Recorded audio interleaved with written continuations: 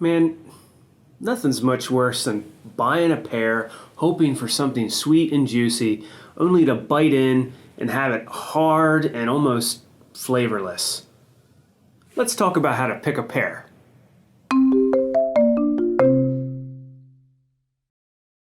Hi, it's John for ProduceGeek.com, and during the fall and winter months, I love enjoying pears. They can be so sweet and juicy, creamy. Eat as a snack, enjoy with cheese. I add them to smoothies and also juices, so I love pears. But it's always important for me to know when it's going to be ripe. Bartlett pears are the ones that change color as they ripen. So they give you a real clue as they turn from green to yellow.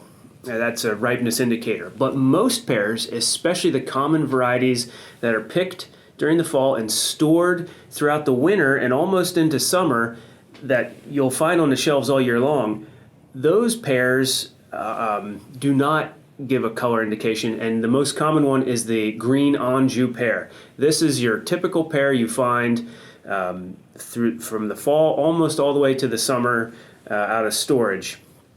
And they're going to be hard and green when you find them typically at a supermarket shelf. So how do you know when they're ripe? There's a little trick called check the neck. And so what I'm going to do is I'm going to hold the pear in my hand and just give gentle thumb pressure around the neck of the pear by the stem. And as I start to feel a little give there, that is an indication that inside this pear will be sweet and creamy and juicy. So I bought these pears for my family about 6 days ago, and I've just let them sit out on my counter at room temperature since then. And when I checked the neck this morning, I knew we're in for a treat. So I'm ready to cut these. And just by cutting, I can see the skin is glossy. There was no crunch. I'm sorry, the flesh is glossy. There's no crunch. I'm gonna take a taste here. Perfect. Juicy, sweet, creamy, delicious. That's a good pear.